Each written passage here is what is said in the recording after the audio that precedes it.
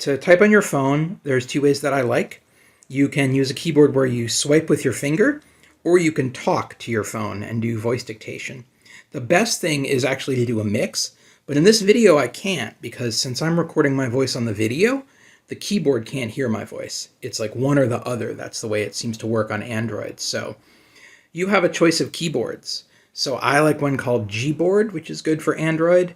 There are lots of things you can set here. So glide typing, for example, that's where you slide your finger around to choose to spell words. There are lots of other choices you can make. So you can set up your keyboard in the way you like. That's one thing to know. And then I like using Google Docs. It's completely free. So I'm going to press right here.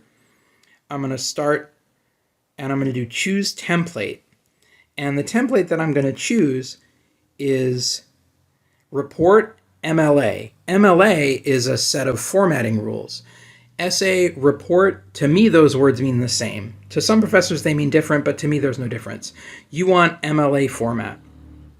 One thing I should tell you, this MLA format is about 2 editions out of date. We are in version 9 right now. This is, I think, version 7. So where you'll see that is down at the bottom where it has the works cited. You'll see that it says print. That's what's called a medium. We used to say what kind of source something was. We don't do that anymore. So this is a couple versions out of date. But it does something really good. It has what's called a hanging indent, where the author's name sticks out to the left. I actually don't think you can make that on your phone. You can make it if you're using Google Docs on a computer. On your phone, I would just try to replace these and use the spacing that's already there, because I actually don't think it's possible to make these. If it is, I can't figure it out on a document. This, by the way, this lorem ipsum, this is sort of famous fake text. It's kind of like pretendy Latin, and they've used it for hundreds of years to fill in when you need text that doesn't mean anything. So if you're wondering what this is, that's what this is. It's like a joke for editors. So things that you will start out with, and I'm not going to do any voice dictation because I can't. It won't hear my voice right now. So you press here. It's going to show you a keyboard. You can see I made mine kind of tall. So let's see if I click twice, and then I'm going to drag, and I'm going to replace this. You would put your name. So hopefully it's going to know. Yeah, I've put my name before, so it's going to know it. Your professor name. I'm going to backspace here. You see it's suggesting words to me. My name is Professor Martin. And you can see I'm doing the swipe glide, and it's suggesting things to me. Subject name, so here you would put ENC 1101. If you do a long press on this, it'll lock. ENC, space. Now you go back, take the capitalization away. 1101. Put the year. Notice it has MLA date format, which is kind of weird. But that's what MLA date format looks like. So I'm going to want it to say January. There we go. Title of your report. See, it's centered. How do you center here, by the way? Okay, so see this little button? This terms if things are left aligned, or this is called right aligned. This is called justified. Never use it. This is what you usually want for most things, left aligned, but for a title, you want it centered.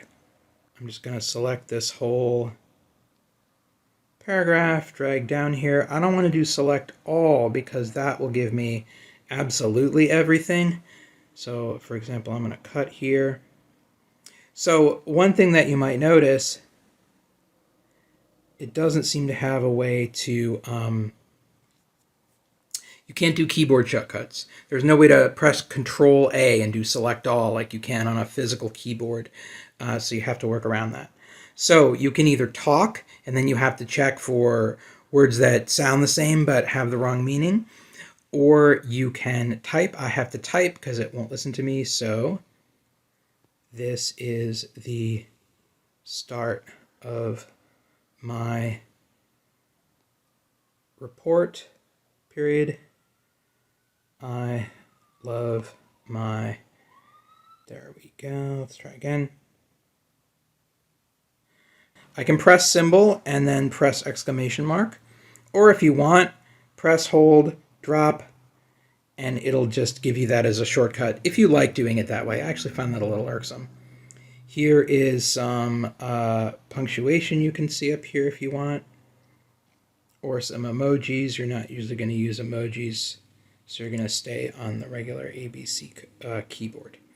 So you will write your whole report, and then once you're done, then what are you going to do? Well, all right, so let me show you, by the way, it did some things for you already automatically. You've got Times New Roman, you've got 12-point font. It already gave you line spacing. This is what we call double spacing. It says 2. If I made this smaller, see how the lines will get closer together. But 2 is correct for MLA, so you just don't need to touch that. This is an indent, so if you wanted to indent further in, you could do it like this, but you don't want to indent this paragraph. So this is actually good just the way that it is. So now you are just about ready. Let's say you're done writing. You can press up here, click on this print layout. It's going to show you what this is going to look like if you actually print it.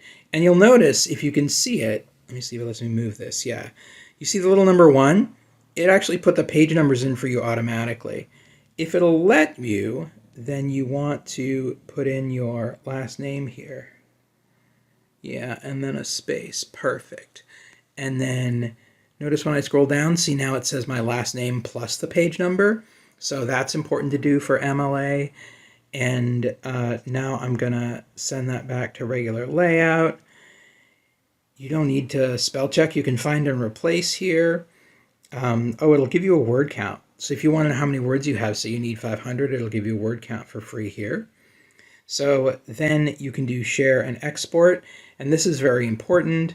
You need to do save as and save it as a Word docx file.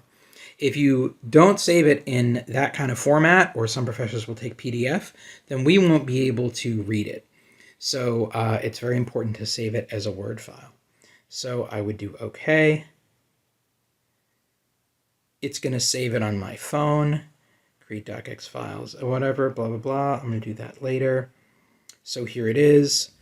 And then you will have to know if you're turning this in through your phone on D2L. I'm not going to show you how to do that in this particular video. But this is some of the beginnings of how you would create a paper on Google Docs if you only have a smartphone to use.